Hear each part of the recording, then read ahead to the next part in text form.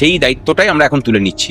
এই যে নতুন বঞ্চনার সৃষ্টি হলে যে নতুন করে প্রবঞ্চনা, সেই প্রবঞ্চনাটা তো মানছি না, এবং সেটাকে আমরা না মানার যে বার্তাটা, সেই বার্তাটা আমরা ওই হরিশ মুখার্জি দিয়ে মিছিল করেই দিতে চাই। তুমি তো বলে দিলেন ইন্ট্রোডাকশনে, প্রকৃত অর্থেই দূরাত্মা বলতে যা বোঝায়, এই রাজ্যের মানুষ সৌভাগ্য করে সেই রকম দূরাত্মাকেই পেয়েছে। সুতরাং হ্যাঁ, অবশ্যই সৌভাগ্য করে, কারণ মানুষই তো ভোট দিয়ে নিয়ে এসছে। এদের বিরুদ্ধে যে সংগঠিত প্রতিবাদ হওয়া প্রয়োজন, সেটা তো তারা করতে পারেননি। সুতরাং এটা তো তাদের যেচে নিয়ে আসা, মানে অপ আত্মাকে তারা যেচে ঘরে ঢুকিয়েছেন, তার উৎপাত তো ভোগ করতেই হবে। তার উৎপাত থেকে বাদ কর্মচারী বা কিভাবে যাবেন?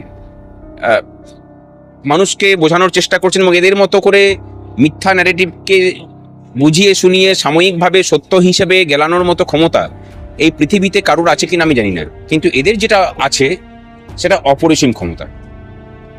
40% টাকা দিয়ে বা তার থেকেও কম কিছু কিছু ক্ষেত্রে ভাবতে পারবেন না যে যার বকেয়া ছিল 3 লাখ টাকা, তাকে 30,000 টাকা দিয়ে বলা হয়েছে 100% মিটিয়ে দিলাম।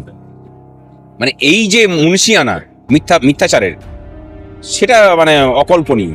রাজ্যের মানুষ জেনেও গেল যে কর্মচারীদের সব বকেয়া মিটিয়ে দেওয়া হয়েছে। তারা পর্দার পিছনে যে সত্যটা, সেটা কিন্তু জানতে পারলেন না। এই জায়গাটাতেই এদের মুনশিয়ানা, সেটাকে জানানোরই আমরা চেষ্টা করছি। শুধু এটা নয়, রাজ্যের মানুষের কাছে যে বঞ্চনাগুলোর কথা আমরা প্রতি মুহূর্তে বলি ভোটের মুখে, সেইগুলোকে আবার নতুন করে বলা প্রয়োজন। এবং এটাও পরিষ্কার করে বলছি যে এই যে আদায়টা হয়েছে, এই যে দিয়েছেন, এটার জন্য কিন্তু উনার বিন্দুমাত্র কোনো সদিচ্ছা নেই।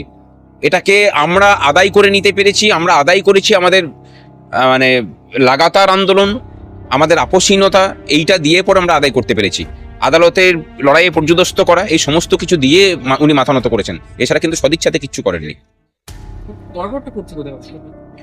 গর্বটা বলতে মানে অনেক কিছুই আছে। যেমন ধরুন 1/1/2016 থেকে 31/12/2019 পর্যন্ত এই সময়কালের মধ্যে যে বকেয়া ছিল, সেই বকেয়ার পার্সেন্টেজের হিসেবটাকে গোলমাল করেছে তারা। প্রথমে ধরুন 1/1/2016 ক্ষেত্রে মানে বকেয়া ছিল 50% এর, কেন্দ্রীয় মানে AICPI অনুযায়ী ছিল 125%, আমাদের ছিল 75%। সেইটাকে তারা বিভিন্ন রকমের হিসেবের জাগলারি করে সেটাকে 25% দেখিয়েছেন। বোঝা গেছে? মানে 50%টাকে অর্ধেক করে দেওয়া হয়েছে। যে টাকাটা দিয়েছে সেই টাকাটাও কিন্তু কোনো হিসেবের মধ্যে মিলছে না। ইন্টারিম রিলিফ দিয়েছে, সেই ইন্টারিম রিলিফটাকে তারা ডিএ হিসেবে দেখিয়ে মানে কনভার্ট করেছে, এটা দিয়ে পরে হিসেবে গোলমাল করা হয়েছে। মানে কোনো হিসেব দিয়েই আপনি এটাকে মেলাতে পারবেন না। বিশেষ করে পেনশনারদের ক্ষেত্রে এই ক্ষতিটা সব থেকে বেশি করেছে। আমাদের যে লড়াইটা ছিল, সেটা সেই বয়স্ক মানুষগুলোর জন্যই ছিল। মানে আমরা যদি মানে সন্তান সন্ততি হয়ে থাকি, তাদের যদি মানে যোগ্য অনুজ হয়ে থাকি, তাহলে তাদের স্বার্থ রক্ষা করাটা আমাদের প্রথম কাজ। সেই দায়িত্বটাই আমরা এখন তুলে নিচ্ছি। এই যে নতুন বঞ্চনার সৃষ্টি হলে যে নতুন করে প্রবঞ্চনা, সেই প্রবঞ্চনাটা তো মানছি না, এবং সেটাকে আমরা না মানার যে বার্তাটা, সেই বার্তাটা আমরা ওই হরিশ মুখার্জি দিয়ে মিছিল করেই দিতে চাই।